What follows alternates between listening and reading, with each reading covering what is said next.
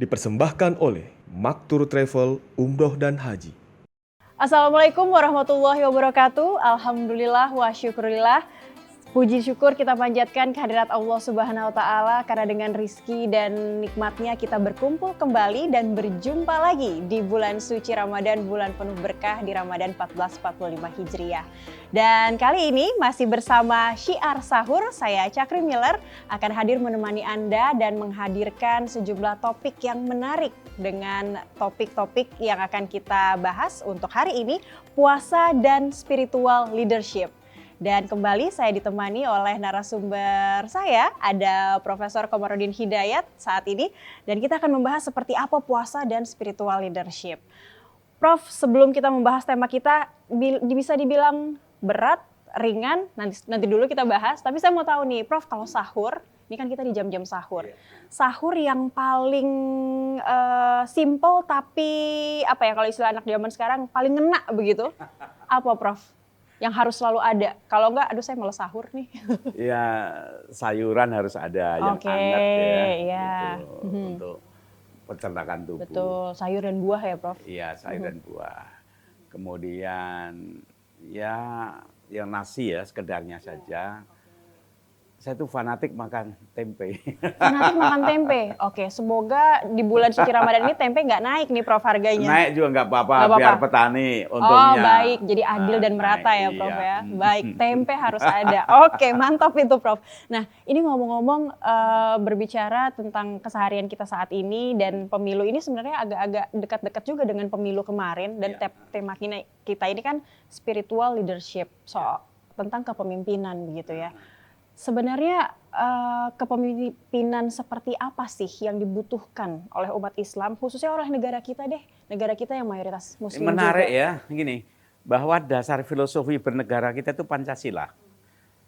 Sila pertama itu ketuhanan yang Maha Esa. Itu sangat spiritual. Dari ketuhanan melahirkan kemanusiaan. Jadi orang bertuhan, beriman, itu harus ditunjukkan pada kualitas hubungan kemanusiaannya. Nah, nanti dari situ terus muaranya apa? Keadilan dan kesejahteraan rakyat. Jadi orang beriman, kemudian bernegara, bermasyarakat, itu rame-rame mewujudkan kesejahteraan masyarakat. Itu menarik sekali kalau dibahas. Jadi dari lihat dasar negara kita saja ini kaitannya juga sudah ada unsur spiritualnya begitu ya? Iya, spiritual. Baik. Lalu bagaimana sebenarnya Islam mengajarkan soal kepemimpinan? Artinya begini, yang mudah ditangkap saja oleh masyarakat. Belum tentu, ini bagi masyarakat yang belum tentu dia mau menjadi calon presiden sih begitu. Siapa tahu mungkin di sekolah begitu dari level-level yang terendah. Seperti apa sebenarnya Islam mengajarkan itu? Setiap pribadi itu pemimpin. Setiap pribadi itu pemimpin. Pertama memimpin diri sendiri. Kullukum ra'in. Masing-masing itu penggembala, pemimpin. Dan apa yang kita lakukan sejak dari kalau kita belajar apa, untuk apa. Kalau kita cari rezeki dengan cara apa, halal atau haram untuk apa. Dizakati tidak. Kemudian cari jodoh, bagaimana kriterianya. Ini kan berarti kita memimpin diri sendiri. Memimpin itu kan sungguhnya membuat perencanaan dan buat keputusan dan mengeksekusi pelaksanaan. Mengarahkan begitu ya. Iya kan, pemimpin itu kan tiga. Iya. Satu, membuat perencanaan. Apa agenda ke depan? Untuk pribadi, kalau presiden ya untuk rakyat, ya kan. Kedua, kemudian setelah buat perencanaan, dia kemudian membuat keputusan, aturan-aturan, peraturan. Jadi membuat pedoman-pedoman kerja, kemudian kita mengeksekusi, eksekutor, dilaksanakan. Jadi ketika hanya roadmap, angan-angan, cita-cita, tapi kalau tidak ada turunan aturannya, repot melaksanakan anak buah. Tapi kemudian kalau tidak ada yang menggerakkan, seperti orkestra, itu kan ada choir, itu orang bawa alat kan, musik. Kan harus ada komandannya. Kalau nggak dibunyikan kan nggak bunyi kan. Walaupun bunyi kan ada aturannya. Dan ada tema lagunya kan. Kira-kira seperti itu pemimpin tuh. Kayak konduktor tuh. Itulah yang harus dimiliki oleh seorang pemimpin. Nah, kalau seorang pemimpin, ini kita tidak hanya melihat dari sisi Islamnya saja. Tapi wajib tidak sih sebenarnya mereka memiliki sense spiritual yang besar kalau untuk menjadi Iya. pemimpin? Bisa dibilang itu syaratnya begitu atau Pemimpin bagaimana, itu Prof? bisa dalam konteks bernegara. Ya, dalam konteks Semua bernegara. lini membutuhkan pemimpin. Di perusahaan ada. Bahkan kalau Anda camping, hiking, ada 5 orang, sadar atau tidak, nanti muncul satu pemimpin. Meskipun Leader tidak itu, ditentukan begitu Hah? ya Prof ya, meskipun tidak ditentukan nanti tapi akan muncul. ada itu. Iya, jadi di mana ada sekelompok orang itu biasanya akan muncul dan butuh pemimpin. Nah, pemimpin itu apa? Mengawasi, memperhatikan, melindungi, melayani anak buahnya Ya, yang dipimpinnya. yang dipimpin. Jadi ada leader, ada follower. Tapi follower juga harus taat aturan. Untuk menjadi leader to lead, maka seorang juga harus menjadi good follower. Yang repot kan leader tidak bisa, follower nggak bisa. Benar. Tapi kalau kita bisa tidak bergantung leadernya saja nih yang harus benar, leadernya yang spiritualnya kuat. Nanti dia yang akan membawa kita follower ini menjadi lebih baik, atau followernya juga harus seimbang dengan leadernya ini. Ini konteksnya masyarakat, warga negara dengan pemimpin presiden. Bagi masyarakat yang kecil di Singapura, ekonomi merata, pendidikan maju, itu bagi seorang pemimpin lebih mudah menyampaikan kebijakannya. Atau kelompok kecil, atau pemimpin dalam dunia bisnis, politik, olahraga, itu beda-beda. Nah, bagi Indonesia, ini tidak mudah siapa mau jadi pemimpin. Jumlah penduduknya banyak. Ini negara kepulauan, terpencar-pencar sekian banyak pulau. Kemudian plural, etnisnya, agamanya. Ekonomi pendidikan tidak merata. Maka siapapun jadi pemimpin, satu, betul-betul peluang untuk berbakti pada bangsa negara, jabatan yang mulia sekali. Tapi kalau nggak benar, aduh kasihan rakyat ini. Baik, kita akan lanjutkan di segmen berikutnya. Ini kita mau jadi rakyat follower yang menyeimbangkan pemimpinnya, leadernya harus seperti apa di segmen berikutnya. Pemirsa tetap bersama kami, Syiar Sahur akan kembali usai jeda. Tanyanya untuk apa dan siapa? Jadi nilai spiritual mengatakan bahwa seperti Pancasila.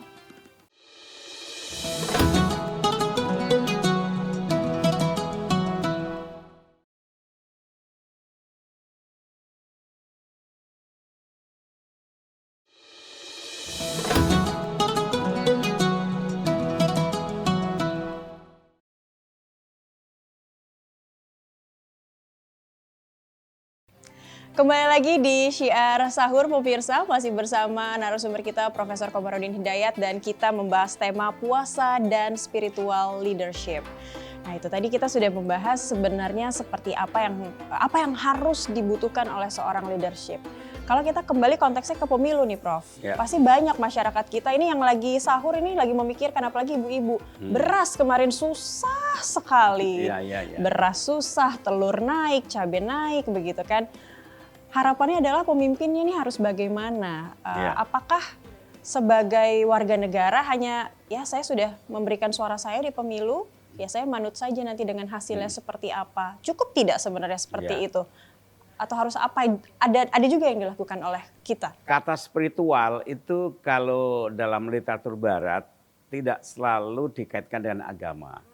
Hal-hal yang beyond materi, yang baik-baik, yang orientasi nilainya itu bukan semata untung rugi materi, tapi yang indah, yang baik, yang mulia, yang dianggap suci, itu spiritual. Tapi di tradisi Islam ini semua tidak utuh kalau dikaitkan dengan ketuhanan. Jadi spiritual itu datang dari Tuhan dan kemudian manifestasi dari nilai-nilai kebertuhanan itu dalam spiritualitas. Muaranya dua-duanya sama. Bagaimana agar masyarakat itu jangan dikungkung, dikuasai, diarahkan hegemoni oleh nafsu badani. Kata Imam Ghazali gini ya, nafsu itu ibarat kuda liar dan binal. Kalau tidak dikendalikan, nabrak-nabrak itu keretanya itu. Tapi dengan puasa itu dijinakkan dengan puasa. Lebih-lebih ketika kemudian yang mengendalikan sais kita itu mendapatkan kekuatan dari Allah, maka kemudian akan lebih mampu, ada power untuk menjinakkan, mengendalikan. Nah, makanya nilai spiritual itu kalau di list misalnya kasih sayang, kemerdekaan, tanggung jawab, amanah, itu nilai-nilai spiritual, non materi. Tapi kalau materi kan uangnya, kemudian jabatannya, pokoknya hal yang materi itu ya. Tapi pertanyaannya untuk apa dan siapa? Jadi nilai spiritual mengatakan bahwa seperti Pancasila, ujungnya harus mensejahterakan rakyat. Ini manifestasi dari kesadaran ketuhanan. Jadi ketuhanan itu sila pertama, kemudian masuk pada membangun hubungan kemanusiaan. Manusia, siapa yang pertama? Sesama Indonesia. Maka kemudian sesama warga negara, ya kan, keindonesiaan. Karena kita kan nggak bisa menjangkau seluruh manusia, tapi dibatasi. Kalau kita menghargai kemanusiaan, cinta pada sama bangsa, maka kita bisa musyawarah dengan hikmah bijaksana. Bagaimana orang akan bijaksana kalau dia tidak punya nilai kemanusiaan ketuhanan? Itu metode musyawarah hikmah bijaksana, itu metode untuk apa? Mewujudkan keadilan, kesejahteraan, kemakmuran. Dan itu rasa bersatu, persatuan itu tadi ya Prof. Tujuan juga ya. berbangsa bernegara itu adalah untuk mensejahterakan rakyat. Baik, baik. Nah unsur-unsur ini tadi Prof melihat sebagai warga negara juga ada tidak pernah yang sudah sesuai begitu dengan karakteristik pemimpin kita, atau sebenarnya harus ada nilai-nilai atau ada nilai-nilai yang ditinggalkan sebenarnya dengan Cita-cita ideal itu selalu ada jarak, itu diperjuangkan dari waktu ke waktu. Bangsa negara manapun itu tentu cita-cita itu ada di depannya. Tapi jangan sampai kemudian berbalik, jangan sampai berbelok, tapi ini harus menjadi acuan. Maka pertanyaannya kemudian dalam berbagai negara itu sudah seberapa, ini kilometer keberapa kita berjalan gitu. Maka indeksnya ketahuan. Indeks pendidikannya berapa yang sudah sekolah, ekonominya bagaimana, lapangan kerja bagaimana. Itu sungguhnya indikator-indikator hal yang nilai-nilai yang spiritual tadi diukur dengan indikator yang positif tadi. Jadi sekarang kalau tanya aja pada Bappenas. Lapangan kerja naik atau turun. Oke, itu indikatornya bahwa Indikatornya. leadership-nya ini dengan spiritual leadership begitu ya. Ukurannya kemudian tadi angka kuantitatif. Bermula dari kesadaran spiritual tapi di ujungnya bisa diukur secara kuantitatif. Baik, dengan tadi tujuannya keadilan sosial bagi seluruh rakyat Indonesia begitu ya. Nah, tapi Prof, kalau kita kembali ke hukum Islam, pemimpin dalam hukum Islam, jika ada pemimpin kita yang berkhianat atau berbelok dari cita-citanya atau dari janjinya misalnya saat kampanye begitu ya, apa yang bisa dilakukan oleh kita sebagai follower atau warga negaranya? Ya, manusia itu tidak bebas dari godaan selfish, mikir diri sendiri. Kemudian manusia itu kadang lupa, makanya diingatkan. Wal asri innal insana lafi khusr. Manusia itu selalu dalam ancaman kerugian, salah, lupa, salah, dosa macam-macam. Illal ladzina amanu. Kecuali yang dia kuat berpegang pada iman, nilai-nilai amat Allah tadi. Illal aman wa amilus sholihat, dan kemudian dia selalu berbuat baik. Nah, berbuat baik itu ada ukurannya. Kalau dalam bernegara ukurannya ya, kalau dulu GBHN, sekarang ya undang-undang, peraturan, tujuan tadi. Kemudian watawasau bil haqi, saling mengingatkan. Caranya gimana? Ada check and balances, yaitu DPR. Itu kan sungguhnya watawasau bil haqi, untuk saling mengingatkan. Ada universitas, ada media massa. Itu terjemahan nilai spiritual dalam hidup bernegara. Watawasau bil haqi itu artinya saling mengingatkan hal-hal yang benar. Tapi ya harus ingat, watawasau bis sabr, tidak instan, tidak seketika, kita bertahap, ada prosesnya. Oleh karena itu harus ada tahap-tahapan. Jadi tiap presiden itu meneruskan agenda sebelumnya, meneruskan. Jangan diputar, jangan dirusak, tapi teruskan. Watawasau bil haqqi, watawasau bis sabr. Jadi secara spiritualitas Quran itu memberikan guidance proses tahapan Ya, tadi. baik. Dan bernegara kita, dasar negara kita juga ternyata itu sudah hal yang konkret juga ya sebagai poin-poin yang harus dimiliki oleh seorang pemimpin ya Prof ya. Tahapan sila-sila itu kalau saja dijabarkan dalam satu roadmap kerja, tidak usah ada GBHN, Ya. itu aja sebagai panduan. Sudah jelas. Itu sungguhnya bagus sekali. Itu. Urutannya. Luar biasa nyusun Pancasila itu. Baik, kita akan lanjutkan di segmen berikutnya kalau begitu Ya. Prof. Pemirsa, tetaplah bersama kami. Syiar Sahur akan kembali usai jeda. Kadang-kadang kita bingung dengan keputusan yang dua-duanya benar ya Not Nalar. Maka lihatlah bintang di hati.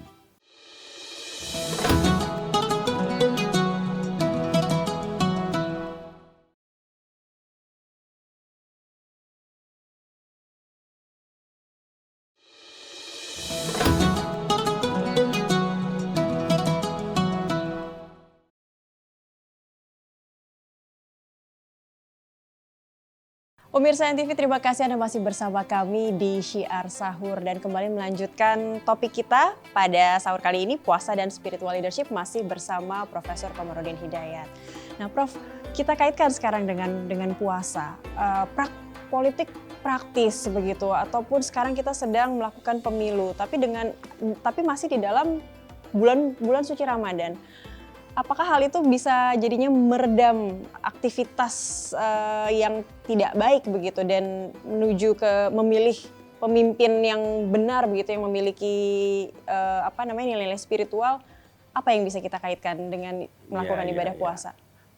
Puasa dalam konteks sosial akan berimplikasi pada masing-masing orang yang berbeda-beda posisinya.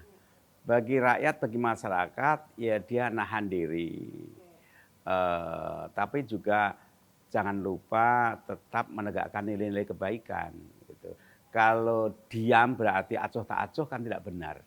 Karena dakwah mengingatkan kebaikan itu bagian dari nilai spiritual. Nah yang lebih penting sesungguhnya puasa ini bagi para pemimpin.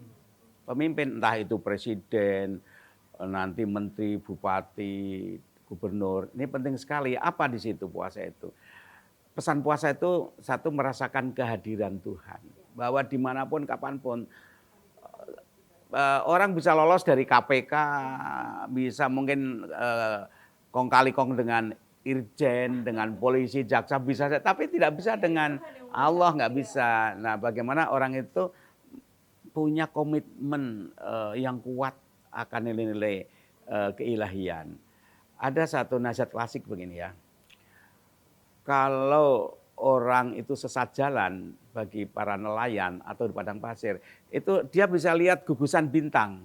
Bintang itu ada membentuk layang-layang, bentuk biduk, itu tahu arah mata angin sehingga bisa pulang kembali ke rumahnya. Kalau dia tidak tahu arah jalan, itu nyasar itu nelayan di laut itu. Tapi ketika hidup, kadang-kadang kita bingung dengan keputusan yang dua-duanya benar ya Not Nalar.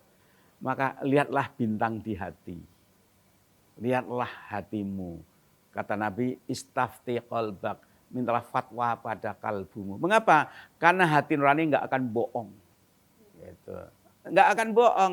Coba dengarkan, dengan puasa itu sungguhnya mempertajam pancaran hati nurani, dan orang yang puasa akan komited mendengarkan, mengikuti suara hati nurani.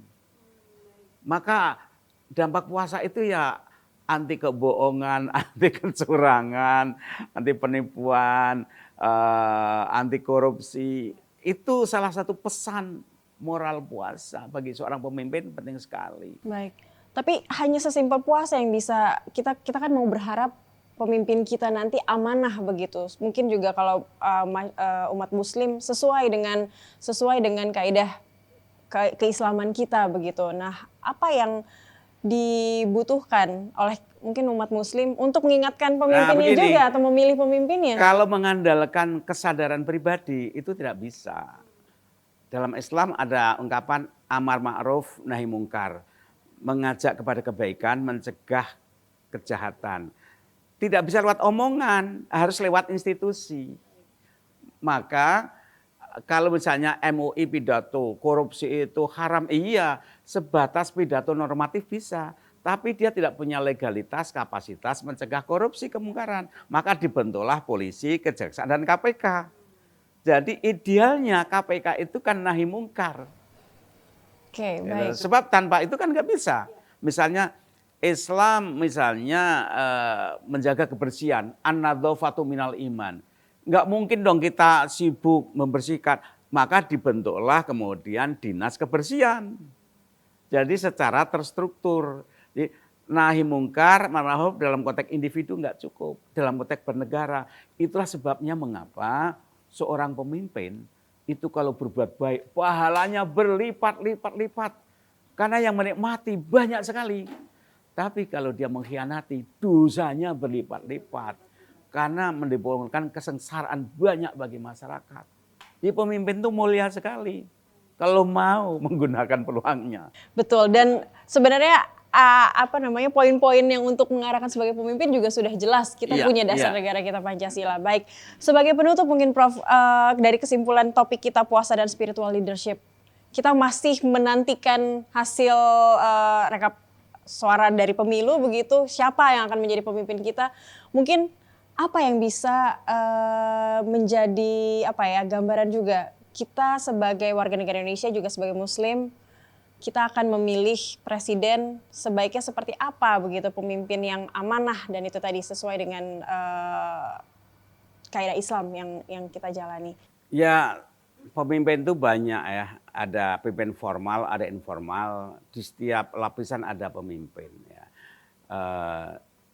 Yang pasti menurut Islam pemimpin itu tugas mulia harus jaga amanah. Maka dikatakan dalam Islam pemimpin itu adalah pelayan rakyat, bukan penguasa. Bukan penguasa, khodimul ummah, pelayan. Kalau pelayan itu bagaimana sih? Melayani, gitu membahagiakan, ya. Pendeknya menggembirakan majikan. Majikannya apa? Rakyat. Iya, menservis begitu apa yang diinginkan rakyat sebenarnya. Jadi pemimpin itu pelayan. Jadi bukan penguasa. Gitu. Bukan tukang perintah. Saya nggak tahu dari mana kata perintah itu ya. Nampaknya agak kurang cocok begitu ya, karena pelayan sebenarnya. Kalau di Amerika administration ya. Yeah. Administration. Kalau di sini itu kayak penguasa ya, penguasa. Ya, tapi kalau tujuannya untuk melayani ya oke. Dan jangan lupa sungguhnya majikannya siapa sih? Rakyat majikannya. Negara ini lahir dari rahim anak kandung rakyat. Maka negara itu harus hormat, cinta, melayani rakyat. Itu secara dasarnya seperti itu. Kalau negara melupakan ibu kandungnya, menyakiti hatinya, nanti seperti dongeng Malin Kundang. Ya, baik. Jadi ini ya. Hati-hati jadi batu gitu. Oh iya, menangis selamanya itu. Iya, menangis selamanya. Baik, jadi itu bisa menjadi acuan juga bagi masyarakat. Memilih pemimpin, satu saja kuncinya, sayang kepada rakyatnya. Kita sekarang udah milih, kita harapkan memimpin dengan hati nurani, memimpin dengan penuh cinta, memimpin dengan amanah gitu. Karena udah langsung kan pemilunya, yang ada kan kita harapkan, kita ingatkan. Semoga pemimpin itu tadi cinta, jujur, amanah demi kebaikan sejahtera rakyat bahkan untuk dirinya. Baik. Kan itu yang harap. Itulah pemimpin yang spiritual leadership itu tadi. Ya, ya. Baik. Terima kasih Prof sudah hadir bersama kami di Syiar Sahur di episode kali ini. Pemirsa, Syiar Sahur akan kembali lagi esok hari dengan tema yang menarik dan narasumber kita lainnya. Saya Cakri Miller undur diri. Terima kasih atas kebersamaan Anda. Sampai jumpa. Assalamualaikum warahmatullahi wabarakatuh.